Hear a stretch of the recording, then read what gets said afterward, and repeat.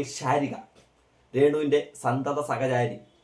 ഓൺലൈനിൽ രേണുവിനെതിരെ ആരെങ്കിലും negative video ചെയ്ത് കഴിഞ്ഞാൽ രേണുവിനോട് പോലും ചോദിക്കാതെ ക്യാമറ ഓൺ ചെയ്ത് കാറിനകത്ത് കയറി ഇരുന്ന് രേണുവിനെതിരെ വീഡിയോ ചെയ്തോ മറന്നൊക്കെ വിളിക്കാനായിട്ട് പ്രാപ്തിയുള്ള വ്യക്തി. രേണുവിൻ്റെ കൂടെ ബിഗ് ബോസ് രേണുവിനൊരു താങ്ങായി തണലായി, നരസിംഹത്തിലെ ലാലേട്ടൻ്റെ സഹായിക്കാനായിട്ട് മമ്മൂക്ക വരുന്നത് പോലെ. Hi guys, I Bichu, welcome back to my channel Big Boss Malayalam season 7. എന്തായാലും ഇത്തവണ എൻ്റെ ചാനലിനകത്ത് ഇതിൻ്റെ എല്ലാ ദിവസത്തെയും ഒരു റിവ്യൂ ഉണ്ടായിരിക്കുമെന്ന് തന്നെയാണ് ഞാനും പ്രതീക്ഷിച്ചിരിക്കുന്നത്. നിങ്ങളും അത് തന്നെയാണ് ആഗ്രഹിക്കുന്നതെന്ന് എനിക്ക് നല്ലതുപോലെ അറിയാം. അപ്പം ബിഗ് ബോസിലേക്കുള്ള എല്ലാ കണ്ടസ്റ്റൻസും ഇന്നലെയോട് കൂടി തന്നെ ബിഗ് ബോസിനകത്തേക്ക് കയറി. ഇന്നലെ ഇന്നലെ എടുത്തിട്ടുള്ള ഷോ ഇന്ന് നമുക്ക് ടെലികാസ്റ്റ് ചെയ്തവർ കാണിക്കുന്നതായിരിക്കും. അപ്പൊ ഇന്നേ ദിവസം മുതൽ ഒരു ടാസ്ക് ഒക്കെ തുടങ്ങി. ടാസ്ക് തുടങ്ങിയത് മാത്രമല്ല, ബിഗ് ബോസിനുള്ളിൽ ആദ്യത്തെ ഒരു അടിയും പൊട്ടി. അടി എന്ന് വെച്ചാൽ മറ്റേ ആ പരിപാടിയൊന്നുമല്ല, ഈ വാക്കുകൾ തമ്മിലുള്ള അമ്മാനമാടുന്ന അടിയുണ്ടല്ലോ, അത്തരത്തിലൊരു അടിയും പൊട്ടി. അതായത് ആദ്യ ദിനം തന്നെ പ്രേക്ഷകർക്കിടയിലേക്ക് ഇടിച്ച് കയറി മുകളിലേക്ക് വരണം. അത് മാത്രമല്ല, നമ്മുടെ സ്വഭാവം എന്താണെന്ന് ആദ്യ ദിവസം തന്നെ പുറത്ത് കാണിക്കണം. അപ്പൊ നമ്മൾ ഈ എല്ലാ കണ്ടസ്റ്റൻസിനെ ഒന്ന് വിലയിരുത്തി അങ്ങോട്ട് നോക്കിക്കഴിഞ്ഞാൽ അതിനകത്ത് ആരായിരിക്കും ഇത്തരത്തിലൊരു പരിപാടി കാണിച്ചത്? സംഭവം നമുക്ക് കാണിക്കാം, എല്ലാം കാണിച്ച് തന്നെ ഈ വീഡിയോക്കകത്ത് കൊണ്ടുപോകാം. അതിനു മുമ്പായിട്ട് നമുക്ക് ഈ കണ്ടസ്റ്റൻസ് ആരൊക്കെയാണ്, അവരെന്താണ് ഇനി അവിടെ ചെയ്യാൻ വന്നത്? കാരണം ഈ ബിഗ് ബോസിനകത്ത് ഈ ഓരോ വ്യക്തികളെയും അവർ സെലക്ട് ചെയ്യുമ്പോഴത്തേക്കും അവരുടെ മനസ്സിലൊരു പ്ലാൻ കാണും. ഈ 100 ദിവസം ഈ ഓരോ കോണ്ടസ്റ്റൻസിനും ഏത് രീതിയിൽ വിനിയോഗിക്കണം എന്നുള്ളത്. അപ്പൊ നമുക്ക് അവരുടെ ഒരു അതായത് ഈ ബിഗ് ബോസിന് പുറത്തുള്ള, അതായത് നമ്മളൊക്കെ ജീവിക്കുന്ന ഈ ഒരു സമൂഹത്തിലുള്ളവരുടെ സ്വഭാവം, അല്ലെങ്കിൽ അവർ ക്രിയേറ്റ് ചെയ്യുന്നുള്ള വീഡിയോസ്, അവരുടെ ഒരു എഫിഷ്യൻസി എന്തൊക്കെയാണെന്ന് നമുക്ക് ജസ്റ്റ് ഒന്ന് നോക്കിക്കഴിഞ്ഞാൽ നമുക്ക് ഓരോ വ്യക്തികളെ പരിചയപ്പെടാം. ആദ്യം നോക്കുവാണെങ്കിൽ ശരത് അപ്പാനി, നമുക്കറിയാം, സിനിമാ നടനാണ്. പുള്ളിക്കാരനെ കുറിച്ച് വലിയ ഐഡിയാസ് ഒന്നുമില്ല, കാരണം സിനിമയുമായി ബന്ധപ്പെട്ട് നിൽക്കുന്ന ഒരു വ്യക്തി ആയതുകൊണ്ട് വലുതായിട്ട് കോൺട്രവേഴ്സിയിലൊന്നും പെട്ടെന്ന് ചെന്ന് ചാടാനായിട്ട് നിൽക്കത്തില്ല, ആരെയും കുറ്റം പറയാനും എടുക്കാനും ഒന്നും നിൽക്കത്തില്ല. അതാണ് പൊതുവെ നമ്മൾ പുറത്ത് കണ്ടുവന്നത്. പക്ഷെ ഇന്ന് അദ്ദേഹത്തിന്റെ ഒരു സ്റ്റോറി ഞാൻ കണ്ടപ്പോഴത്തേക്കിനെ വീഴ്ചയിൽ നിന്ന് എഴുന്നേറ്റ് വന്നൊരു വ്യക്തിയാണ്. അതുകൊണ്ട് ഞാൻ അവിടെ പതറുമെന്നൊക്കെ തന്നെയാണ് പുള്ളിക്കാരൻ സ്റ്റോറി ഇട്ടിരിക്കുന്നത്. നമുക്ക് നോക്കാം. ഒന്ന് കയറി വരുവാണെന്നുണ്ടെങ്കിൽ നല്ല രീതിയിൽ ഒരു പ്രേക്ഷക പിന്തുണ കിട്ടാനായിട്ട് വളരെയധികം ചാൻസ് ഉള്ള ഒരു വ്യക്തിയാണ് അപ്പാനി ശരത്, അഥവാ ശരത് അപ്പാനി എന്ന് പറയുന്ന വ്യക്തി. രണ്ടാമത് അനിമോളിനെ സംബന്ധിച്ച് ഒരു വലിയ ഒരു ഓഡിയൻസ് അനിമോളിലുണ്ട്. അതൊരു ജെനുവിൻ ആയിട്ടുള്ള ഓഡിയൻസ്. ആ ഓഡിയൻസ് എന്ന് പറയുമ്പോഴത്തേക്കിന് ഈ ഒരു കുട്ടിത്തം, ലാളിത്യം, അങ്ങനെയുള്ള സംഭവങ്ങളൊക്കെ കണ്ട്, പിന്നെ ഠമാർ ഫടാറ് അങ്ങനെയുള്ള പരിപാടികളിലൊക്കെ ഫ്ലവേഴ്സിനകത്തൊക്കെ കയറി നമ്മുടെ നക്ഷത്ര ചേച്ചിയൊക്കെ ആയിട്ട് അങ്ങോട്ടും ഇങ്ങോട്ടും വലിയധികം സന്തോഷങ്ങളും അല്ലെങ്കിൽ വളരെയധികം കുട്ടിത്തങ്ങളും ആനന്ദങ്ങളൊക്കെ പങ്കുവെച്ച് ഒരുപാട് ഓഡിയൻസിന്റെ സപ്പോർട്ടും അതിലുപരി ഒരുപാട് മണ്ടത്തരങ്ങളൊക്കെ ക്യാമറയ്ക്ക് മുന്നിലേക്ക് എഴുന്നള്ളിച്ച് വിട്ടുമ്പോഴത്തേക്കിന് അതിൽ നിന്ന് കിട്ടുന്ന ഒരു സന്തോഷമൊക്കെ ഉണ്ട്. അതൊക്കെ ക്യാമറയ്ക്ക് മുന്നിൽ കാണിക്കുന്ന ഒരു വ്യക്തി തന്നെയാണ്. അതിലുപരി ഇൻസ്റ്റഗ്രാം ഇൻഫ്ലുവൻസർ ആണ്. ഇൻസ്റ്റഗ്രാം വഴി പല പല പ്രോഡക്റ്റുകൾ, പ്രൊമോഷന് കാര്യങ്ങൾ, ഡാൻസ്, ആട്ടം, പാട്ട്, അതായത് ഓൾ ഇൻ ഓൾ.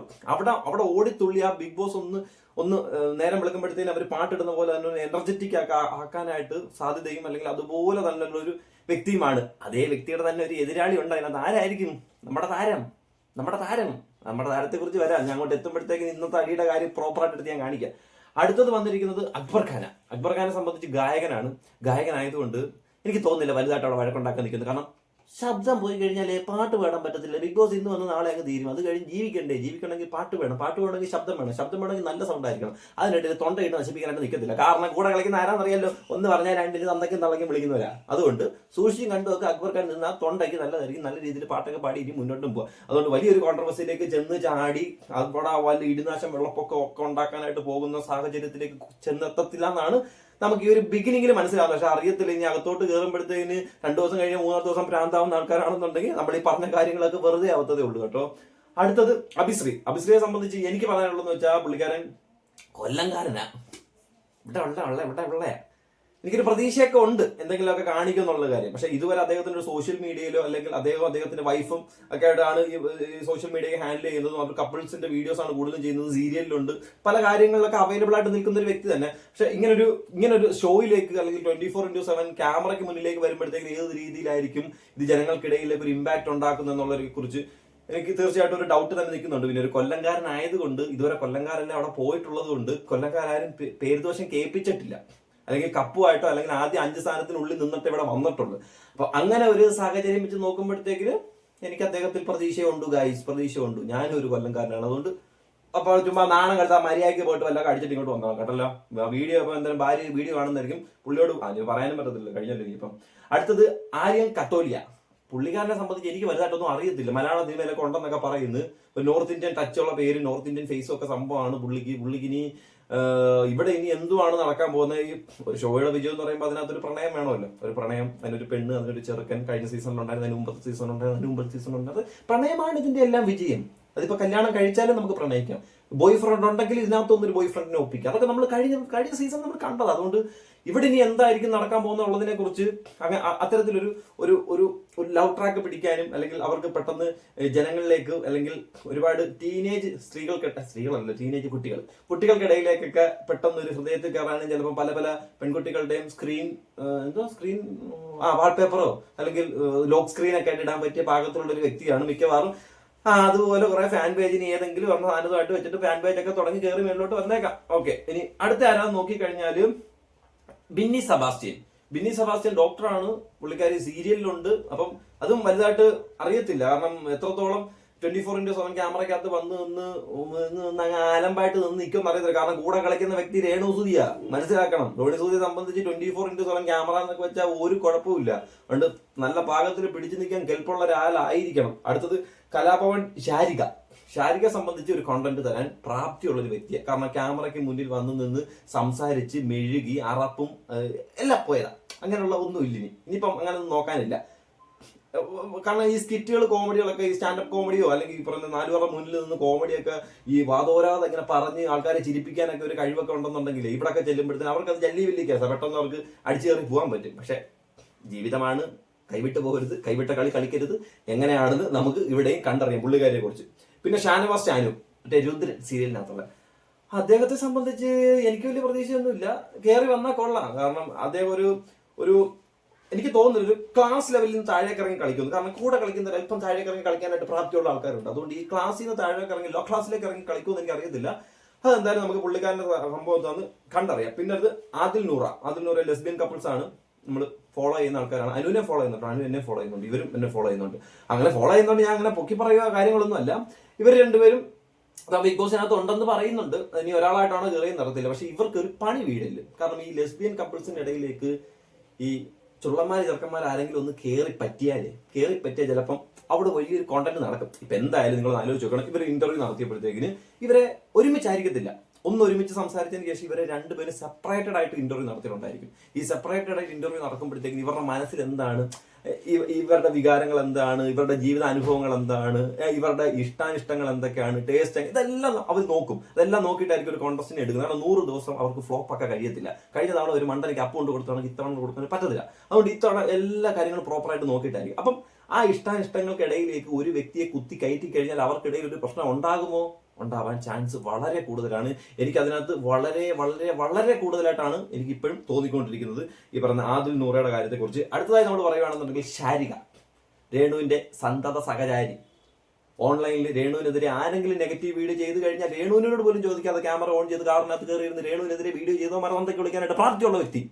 രേണുവിന്റെ കൂടെ ബിഗ് ബോസിൽ രേണുവിനൊരു താങ്ങായി തണലായി നരസിംഹത്തിലെ ലാലേട്ടന്റെ സഹായിക്കാനായിട്ട് മമ്മൂക്ക വരുന്നത് പോലെ ഷാരിക എത്തിയിരിക്കുകയാണ് ബിഗ് ബോസിനുള്ളിലേക്ക്. ഇനി കളി മാറാൻ പോവുകയാണ്. ഷാരു രേണു ഒന്ന് ചേർന്ന് കഴിഞ്ഞാൽ അണ്ണനും തമ്പിയും ശിവനും സത്യവും സെന്താമാസിടായ ഏകദേശം അതേപോലെ അല്ലേ വിജയ് മോഹൻലാൽ. വിളിക്കും നോക്കാം. രണ്ടും കൂടെ അടച്ച് നടന്ന കൊമ്പ് കുത്തി തറയി വീഴുവോ കൊമ്പടിച്ച് തറയിടുവോ എന്നുള്ള കാര്യത്തെ കുറിച്ച്. ഓക്കെ, അടുത്തതാരാണെന്ന് നോക്കിക്കഴിഞ്ഞാൽ നെവിൻ. ഈ പുള്ളിക്കാരനെ കുറിച്ച് എനിക്ക് വലിയ ഐഡിയയും കാര്യങ്ങളൊന്നുമില്ല. പോകെ നമുക്ക് എന്താണെന്ന് വെച്ചാൽ കണ്ടറിയാം. പിന്നെ നമ്മുടെ എല്ലാമായ രേണു സുധി ബിഗ് ബോസിനുള്ളിലേക്ക് കയറുകയാണ്. ബിഗ് ബോസ് കപ്പുമായിട്ട് വരുമെന്നുള്ള ഒറ്റ പ്രതീക്ഷ മാത്രമാണ് ബിഗ് ബോസിനുള്ളിലേക്ക് പോയിരിക്കുന്നത്. ഇത്രയും നാൾ നമ്മൾ രേണു സുധി എന്നാണ് അറിയപ്പെട്ടതെങ്കിൽ ഇനി ബിഗ് ബോസിൽ നിന്ന് പുറത്തേക്ക് വരുമ്പം രേണു സുധി ബിഗ് ബോസ് എന്ന പേരിലാക്കി ഇനി നമ്മൾ അറിയപ്പെടാനായിട്ട് പോകുന്നത്.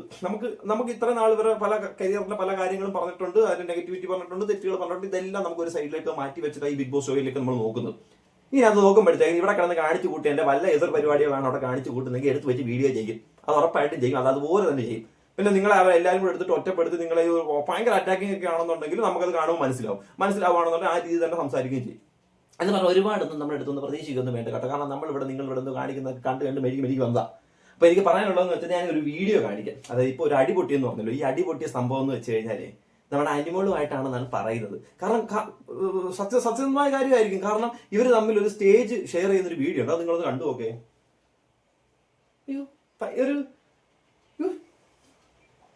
ചേച്ചി നോക്കടാ ഉർവശി ഇരിക്കുന്നുണ്ടല്ലേ. ഓക്കെ, അതിന് നല്ല ചിരിച്ച് നല്ല ക്യൂട്ടായിട്ട് നിന്ന് നോക്കുന്നുണ്ട് കേട്ടോ. പക്ഷെ പുള്ളിക്കാരെ സംബന്ധിച്ച് അതൊന്നും നെവർ മൈൻഡ്. അത് നോക്കേണ്ട കാര്യമൊന്നുമില്ല. സത്യം പറഞ്ഞാൽ കേട്ടോ, അനുമോള് നിൽക്കുന്നിടത്ത് രണചേച്ചിയാണ് ഏറ്റവും വലിയ സെലിബ്രിറ്റി, വലിയ ഫാൻ ബേസ്, ആൾക്കാർ കൂടുതൽ ചിന്തിക്കുന്നു, നോക്കുന്നു. അനുമോള് പലതവണ ചിരിച്ച് ഒന്ന് സംസാരിക്കാനോ അല്ലെങ്കിൽ അതിനുവേണ്ടി ഒരു സമയം കണ്ടെത്താൻ ശ്രമിക്കുന്നു. പക്ഷെ പുള്ളിക്കാരെ സംബന്ധിച്ച് അതൊന്നും പറ്റത്തില്ല. അപ്പം ഇവർക്കിടയിലുള്ള ഈ ഒരു ഈഗോ പ്രശ്നം ഉണ്ടല്ലോ, അത് ചിലപ്പോൾ സുധിച്ചേട്ടന്റെ മരണവുമായിട്ട് ബന്ധപ്പെട്ടുള്ള കാര്യം തന്നെ ആയിക്കോട്ടെ, അല്ലെങ്കിൽ ആവാട്ടെ, എങ്കിലും ആയിക്കോട്ടെ. ഈ സംഭവം ബിഗ് ബോസിനുള്ളിലേക്ക് കയറി ഒരേ വീട്ടിൽ അടുത്തടുത്ത കട്ടിലുകളിലൊക്കെ കിടക്കുമ്പോഴത്തേക്കിനും ഇതങ്ങോട്ട് നീണ്ടു പോകുമ്പോഴത്തേക്കിനും വീക്ഷണം വഷളാവും. ആ വഷളായ പ്രശ്നമാണ് ഇപ്പം നിലവിൽ അവിടെ ഉണ്ടായിരിക്കുന്നു എന്നാണ് നമുക്കിപ്പം അവസാനമായിട്ട് ഈ ഒരു ബിഗ് ബോസുമായിട്ട് ബന്ധപ്പെട്ട് അറിയാനായിട്ട് സാധിച്ച ഒരു കാര്യം. അടുത്ത് നോക്കിക്കഴിഞ്ഞാൽ ഗിസ്ലി താക്രാൾ ഇനി ഇവരുടെ പേരൊക്കെ ഇനി ഇതിനകത്ത് വന്നു കഴിയുമ്പോൾ കൃത്യമായിട്ട് അറിയാവുന്ന, ഇത് ബിഗ് ബോസ് സീസൺ 9 ഉണ്ടായിരുന്ന വ്യക്തിയാണ്. അവിടെ നിന്നൊക്കെ പോയിട്ട് ഇപ്പൊ ഇതിനകത്ത് വന്നത്. അതുകൊണ്ട് ഒരു എക്സ്പീരിയൻസ്ഡ് പേഴ്സൺ ആണ്. 1.4 മില്യൺ ഇൻസ്റ്റാഗ്രാം ഇൻഫ്ലുവൻസ് ഫോളോവേഴ്സ് ഒക്കെ ഉള്ള ഒരു വ്യക്തിയാണ്. ഇൻസ്റ്റാഗ്രാമിലൊക്കെ അത്യാവശ്യം നല്ല എക്സ്പോസ്ഡ് ആയിട്ട് ഫോട്ടോസ് ഒക്കെ ഷെയർ ചെയ്യുന്ന ഒരു വ്യക്തിയാണ്. സോ ബിഗ് ബോസിനുള്ളിലേക്ക് വരുമ്പോഴത്തേക്കിനും സംതിങ് ഓൺ ദെയർ ഇല്ലേ? വരട്ടെ എന്തോ നമുക്കെന്തുവാ, അവരുടെ ഷോ ഒന്നും കാണട്ടെ, നമ്മളും കാണും, നമ്മൾ വ്യൂ ചെയ്യും ഇല്ലേ, നമ്മൾ നിനക്ക് വീഡിയോ ചെയ്യും, അത്രേ ഉള്ളൂ. ഇത്തവണ സ്വിമ്മിംഗ് പൂൾ ഉണ്ടോ എന്തോ ചെയ്യുന്നത്, നമുക്ക് നോക്കാം എങ്ങനെ ഉണ്ടെന്നുള്ളത്. അടുത്തത് രണ ഫാത്തിമയെ കുറിച്ച് പറയുകയാണെങ്കിൽ വെറും 19 വയസ്സ് മാത്രമുള്ള ഒരു പെൺകുട്ടിയാണ്. ഈ പെൺകുട്ടിയുടെ വീഡിയോസ് ഒക്കെ ഇൻസ്റ്റാഗ്രാമിൽ ഞാൻ കാണും. പെൺകുട്ടി ഒറ്റയ്ക്കല്ല ചെയ്യുന്നത്, പെൺകുട്ടിക്ക് ഒരു ബോയ് ഫ്രണ്ട് ഉണ്ട്, അറിയാം, ഒരു ബോയ് ഫ്രണ്ട്. 19 വയസ്സുള്ള കൊച്ചിന് ബോയ് ഫ്രണ്ട് ഉണ്ട്. ഏകദേശം കുഞ്ഞിലേ തുടങ്ങിയതാ. ഇവര് മുട്ടയെ തൊട്ട് തുടങ്ങിയ ബന്ധമാണെന്നാണ് ആ പെൺകുട്ടിയുടെ സംസാരത്തിൽ എനിക്ക് മനസ്സിലാവുന്നത്. മുട്ടിൽ കഴിഞ്ഞപ്പോൾ രണ്ടുപേരും ഒന്നിച്ചെഴിഞ്ഞു തുടങ്ങിയതെന്ന് പറയുന്നത്. ഇവർ തമ്മിൽ ഒന്നിച്ച് ഗോവ, അവിടെ ഇവിടെ എല്ലായിടത്തും ട്രിപ്പ്, മണാലി, മറ്റേത് മറിച്ച് ഒക്കെ ഉണ്ട്. എല്ലാ പരിപാടികളും സ്ഥിരം പോകുന്നുണ്ട്. അവനാണ് ഒന്ന് പിക്ക് ചെയ്തിട്ട് പോകുന്നത്, ഇവർ കൂടെ പോകുന്നു. ഇതൊക്കെ തന്നെ ചായ കൂടി, വെള്ളവടി ഇല്ല കേട്ടോ, ചായ കൂടി, കടി കഴിപ്പ് എല്ലാം ഒന്നിച്ചേർന്ന് ചെയ്തുകൊണ്ടിരിക്കുന്നത്. അതുകൊണ്ട് ആ കുട്ടി പിന്നെ ഇൻസ്റ്റാഗ്രാമിൽ ഇൻഫ്ലുവൻസറാണ്. പല മേക്കപ്പ് സാധനങ്ങൾ, പല പ്രോഡക്റ്റുകളൊക്കെ പ്രൊമോട്ട് ചെയ്യുന്നു. അങ്ങനെ ഈ ഒരു 19 വയസ്സിൽ ആർക്കൊക്കെ എന്തൊക്കെ ചെയ്യാൻ പറ്റും അതിന്റെയൊക്കെ മുകളിലേക്ക് കയറി നിന്ന് ചെയ്യാൻ ആഗ്രഹിക്കുന്ന, ഇനി ജീവിതത്തിൽ ചെയ്യുമെന്ന പ്രതീക്ഷയോടുകൂടി തന്നെ ബിഗ് ബോസിനുള്ളിലേക്ക് വന്നിട്ടൊരു കുട്ടിയാണ്. അപ്പൊ എന്തായാലും ഈ 24/7 ക്യാമറയ്ക്കുള്ളിലേക്ക് വരുമ്പോഴത്തേക്കിന് നമ്മൾ ഈ 3 മിനിറ്റ് അല്ലെങ്കിൽ 10 മിനിറ്റ് അല്ലെങ്കിൽ 15 മിനിറ്റ് ചെയ്യുന്ന വീഡിയോ ആയിരിക്കത്തില്ല. അതിനുള്ളിലേക്ക് വരുമ്പോഴത്തേക്കിന് നമുക്ക് കൃത്യമായിട്ടുള്ള എന്താണെന്ന് മനസ്സിലാകാം. ഇനി ആ 19 വയസ്സുള്ള പയ്യൻ നീ ഇറങ്ങുമ്പോൾ അവിടെ കാണുമോ എന്നുള്ള കാര്യവും കുഞ്ഞിന്റെ ആ ഒരു ബിഗ് ബോസിനുള്ളിലെ കളികൾ കണ്ടതിന് ശേഷം നമുക്ക് കൃത്യമായിട്ട് കണ്ട് വിലയിരുത്താനും സാധിക്കുന്നതായിരിക്കും. അടുത്തത് ഒനേൽ സാബുവിനെ കുറിച്ച് പറയുകയാണെന്നുണ്ടെങ്കിൽ എനിക്ക് വലിയ ഐഡിയ ഒന്നുമില്ല. പുള്ളിക്കാരൻ ഇനി ഇവിടെ ഒന്ന് കളിച്ചു നോക്കട്ടെ. അത്യാവശ്യം ജെനുവിനായിട്ടുള്ള കുറെ സംവാദങ്ങളൊക്കെ ക്രിയേറ്റ് ചെയ്യാനായിട്ട് മേ ബി ഒരു ചാൻസ് ഉള്ള ഒരു വ്യക്തിയായിട്ടാണ് എനിക്ക് ഇദ്ദേഹത്തെ എനിക്ക് വിശേഷിപ്പിക്കാനായിട്ട് തോന്നുന്നത്. പക്ഷേ ബിഗ് ബോസിനുള്ളിൽ പ്രകടനം എന്താണെന്നുള്ളത് നമുക്കിനി കണ്ടറിയാം. അടുത്തത് RJ ബിൻസി, അൺമാരീഡ് ആയിട്ടുള്ള ഒരാളാണ്. അതുകൊണ്ട് ഒരു ലവ് ട്രാക്ക് ഇവിടെയും പ്രതീക്ഷിക്കാം, ഇവിടെയും നമുക്ക് കാണാം. RJ ആയതുകൊണ്ട് സംസാരിച്ച് നിൽക്കുന്നതിന് നല്ലൊരു ആർജവം കാണുന്നതായിരിക്കും. അതുകൊണ്ട് ഒരു കുഴപ്പവും ഇല്ലാതെ എത്ര നേരം വേണമെങ്കിലും പിടിച്ചു നിൽക്കാനായിട്ട് യാതൊരുവിധ കുഴപ്പവും കാണത്തില്ല. അതുകൊണ്ട് പുള്ളിക്കാരെ നമുക്കൊന്ന് ഭയക്കേണ്ടിയിരിക്കുന്നു. നമുക്ക് ഭയക്കൊന്നും വേണ്ട, നമുക്കൊന്നും ഭയക്കുന്നത്, നമ്മളാരെ പേടിക്കുന്നില്ല, നമ്മളെന്തിനാ ഭയക്കുന്നത്? ആവശ്യമില്ലാത്ത കാര്യം പറയുന്നത്. അവര് ഭയന്നാ പോരെ, അവര് ഭയന്നാ അവർക്ക് കൊള്ളാം, നമുക്കത് കാണുമ്പോൾ നമുക്കൊരു എന്റർടൈൻമെന്റ് ആയിട്ട് കാണും ഇല്ലേ. അടുത്ത വരുവാണെങ്കിൽ മുൻഷി രഞ്ജിത്തിനെ കുറിച്ച് പറയുവാണെങ്കിൽ ബിഗ് ബോസിനുള്ളിലെ അമ്മാവനോ അല്ലെങ്കിൽ മുത്തച്ഛനോ അല്ലെങ്കിൽ മൂത്താശാനോ ഒക്കെ ആയിട്ട് ചിലപ്പോൾ നമുക്ക് ഇത്തവണ പ്രതിഷ്ഠിക്കാൻ പറ്റുന്ന ഒരു വ്യക്തിയായിരിക്കും. ഏകദേശം പഴയ കണ്ടുവന്ന സീസണിൽ പോലെ തന്നെ ആണെങ്കിൽ ഒരു 3 വീക്ക് കൃത്യമായിട്ട് നിൽക്കാനും ചാൻസ് ഉള്ള ഒരു വ്യക്തിയാണ്. അതിനുശേഷം പിന്നെ പുള്ളിയുടെ കളികളെ കുറിച്ചായിരിക്കും, അല്ല കളിയെ ബേസ് ചെയ്തായിരിക്കും മുന്നോട്ട് പോകുന്നത്. എന്തായാലും പെരുന്തച്ഛനായിട്ട് ബിഗ് ബോസിനുള്ളിലേക്ക് നമുക്ക് ഇപ്പൊ തന്നെ പ്രതിഷ്ഠിക്കാൻ പറ്റിയ ഒരു വ്യക്തിയാണ് ഈ വ്യക്തി. അടുത്ത് നോക്കുകയാണെന്നുണ്ടെങ്കിൽ അടുത്തത് ശൈതി സന്തോഷ്. പുള്ളിക്കാരിയെ കുറിച്ചും എനിക്ക് വലിയ ഐഡിയ ഒന്നും ഇല്ല. ഇനി ബിഗ് ബോസിനുള്ളിൽ വന്നിട്ട് എന്താണ് കാണിക്കാൻ പോകുന്നത് എന്നുള്ള കാര്യം കൊണ്ട് നമുക്ക് വലിയ രീതിയിലൊന്നും ഇതിനകത്ത് സംസാരിക്കാനൊന്നുമില്ല. പിന്നെ ഒരു കോമണർ ആയിട്ട് പറയുന്നത് അനീഷ് എന്ന് പറഞ്ഞൊരു വ്യക്തിയാണ് കോമണർ ആയിട്ട് പറഞ്ഞുകൊണ്ടിരിക്കുന്നത്. ഈ ഒരു കോമണറും ഈ പറയുന്ന സ്ത്രീ വിരുദ്ധതയൊക്കെ ഭയങ്കരമായിട്ട് പ്രകടിപ്പിക്കുന്നതാണ്, കോൺട്രവേഴ്സീസിലൊക്കെ നിറഞ്ഞു നിൽക്കുന്നതാണെന്നാണ് ലാലേട്ടൻ ഒരു പ്രൊമോയ്ക്കകത്തൊക്കെ പറഞ്ഞിട്ടുള്ളത്, കോമണറിനെ കുറിച്ച് വിശേഷിപ്പിച്ചിട്ടുള്ളത്. അപ്പൊ എനിക്കൊന്ന് ഈ ഒരു സീസണിൽ വിശേഷിപ്പിച്ചിട്ടുള്ള കണ്ടസ്റ്റന്റ് ഇത് മാത്രമായിരിക്കും.